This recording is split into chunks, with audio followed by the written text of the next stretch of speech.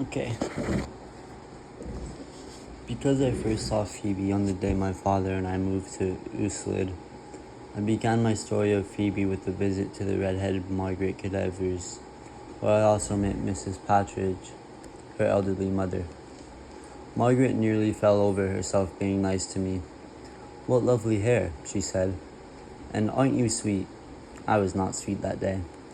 I was being particularly ornery. I wouldn't sit down and I wouldn't look at Margaret. As we were leaving, I overheard Margaret whisper to my father, "John, have you told her yet how we met?"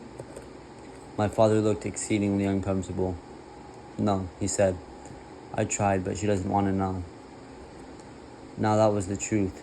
Absolutely. Oh wait. Now that was the truth. Absolutely. Who cares? I thought. Who cares how he met Margaret Cadaver? I was standing on the porch, and I saw Phoebe's face against at the window next door. At the time, all I could think of was getting to our new house, which I hoped would be miles and miles away, out in the green countryside. When at last we left Mrs. Cadaver and Mrs. Patridge, we drove for approximately 3 minutes. 2 blocks from Margaret Cadaver's was the place where my father and I were now going to live. If someone had blindfolded me and spun me around a few times and driven me around for an hour and then removed my blindfold, I would have thought that I was still in front of Margaret's house. Tiny squirt trees, little birdhouses in a row, and one of those birdhouses were ours. No swimming hole, no barn, no cows, no chickens, no pigs. Instead, a little white house with a miniature patch of green grass in front of it. It wasn't enough to keep a cow alive for 5 minutes. "Let's take a tour," my father said, rather too heartily. We walked through the tiny living room into the miniature kitchen, and upstairs into my father's pint-sized bedroom, and on into my pocket-sized bedroom, and into the wee bathroom. I looked out the upstairs window down into the backyard. Half of the tiny yard was a cement patio, and the other half was another patch of grass, which our imaginary cow would devour in 2 bites. There was a tall wooden fence all around it, and to the left and right were other identical fenced plots. We sat on the front steps and waited for the moving van. When it arrived, we watched the men cram our Bybank's furniture into our birdhouse. After they finished, my dad inched the living room. They missed something there, but my dad inched into the living room, crawling over sofas and chairs and tables and boxes. My father said. It looks as if we tried to squeeze all the animals into the chicken coop. 3 days later, I started school, and that's when I saw Phoebe again. She was in my class. The students in my new school spoke in quick, sharp bursts and dressed in stiff new clothes. The girls all wore their hair in exactly the same way, in a shoulder-length bob, that's what they called it, with a long fringe which repeatedly shook out of their eyes. We once had a horse who did that. Everybody kept touching my hair. "Don't you ever cut it?" they said. "Can you sit on it? How do you wash it? Is it naturally black like that? Do you use conditioner?" I couldn't tell if they liked my hair or if they thought I looked like a wing doodle. They all seemed to talk quite a lot, and everyone seemed to have braces on their teeth. One girl, Mary Lou Finney, said the most peculiar things, like out of the blue she would say, "Omnipotent," or "beef brain." I couldn't make any sense of it. There were Japanese twins, a brother and sister, who didn't speak at all except to say, "Yes, yes," and "yes, yes." There were Megan and Christy, who jumped up and down like parched peas, Moody Beth Ann, and pink-cheeked Alex. Sorry, I'm not really good at reading today. I forgot to read and yeah. There was Ben who drew cartoons all day long. and a most peculiar teacher named Mr. Berkway. And then there was Phoebe Winterbottom. Ben called her Freebie Icebottom and drew a picture of a bumblebee with an ice cube on its bottom. Phoebe tore it up. Phoebe was a quiet girl. She stayed mostly by herself and seemed quite shy. She had the most pleasant face and huge, enormous sky blue eyes. Around this pleasant round face, her hair curled in short ringlets as yellow as a crow's foot. During that first week, when my father and I were at Margaret's, we ate dinner there 3 times the first week. I saw Phoebe's face twice more at her window in the house next door. Once I waved at Phoebe, but she didn't seem to notice.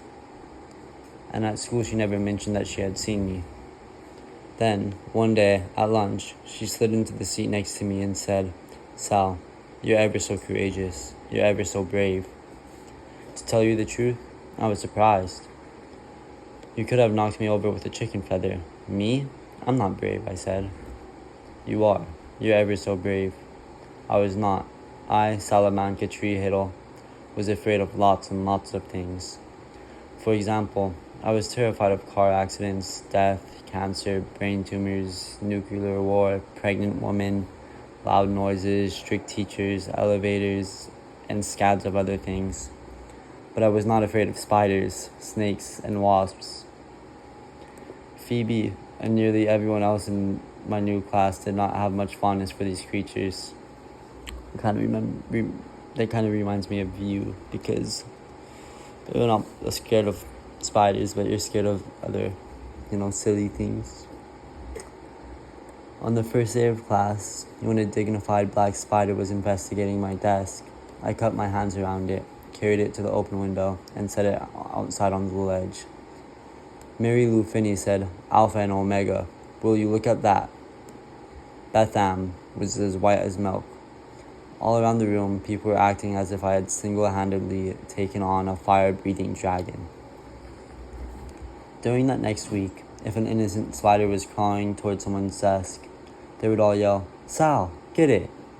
When a wasp flew in the window for a peek around the room, they said, "Sal, it's a wasp, get it!" And once a tiny green garden snake slithered along the baseboard and everyone screamed, "Sal, a snake! Oh, Sal, get it!" As I was trying my best to assist these various creatures in finding their way out of their classroom and back into the wide open spaces, people would say, "Sal, kill it, kill it." I wondered how they would like it if someone smushed them just because they happened to stray into someone else's room. I suppose that was just because I was not afraid of these little creatures. People thought I was brave.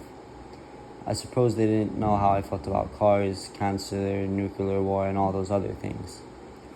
What I have since realized is that if people expect you to be brave, sometimes you pretend that you are, even when you are frightened down to your very bones. But this was later, during the whole thing with Phoebe's lunatic, that I realized this.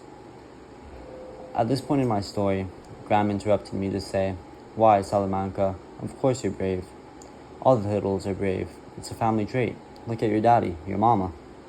"My mama is not a real Hiddle," I said. "She practically is," Graham said. "You can't be married to a Hiddle that long and not become a Hiddle." That is not what my mother used to say. She would tell my father, "You Hiddles are a mystery to me. I'll never be a true Hiddle." She did not say this proudly. She said it as if they were thumpingly sorry about it.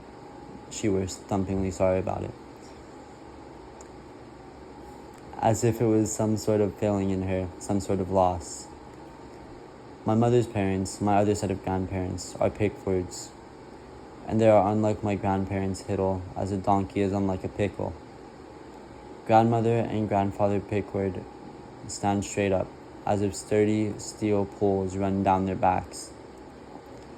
They wear starched, ironed clothing, and when they are shocked or surprised, which is often, they say, "Really, is that so?" And their eyes open widely and their mouths turn down at the corners.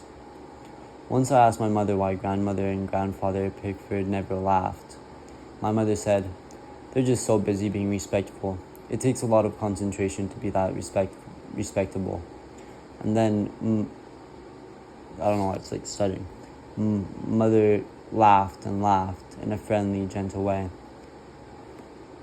And her own spine was not made of steel, you could tell, because she bent in half, laughing and laughing. My mother said that Grandmother Pickford's one single act of defiance in her life as a Pickford was in naming my mother. Grandmother Pickford, whose own name is Gay Feather, named my mother Chanhansen. It's an Indian name, meaning tree sweet juice, or in other words, maple sugar. Only Grandmother Pickford ever called my mother by her Indian name, though. Everyone else called my mother Sugar. Most of the time, my mother seemed nothing like her parents at all, and it was hard for me to imagine that she had come from them. Only occasionally, very, very rarely, in small, unexpected moments, the corners of my mother's mouth would turn down and she'd say, "Really? Is that so?" And she sounded exactly like a Pickford.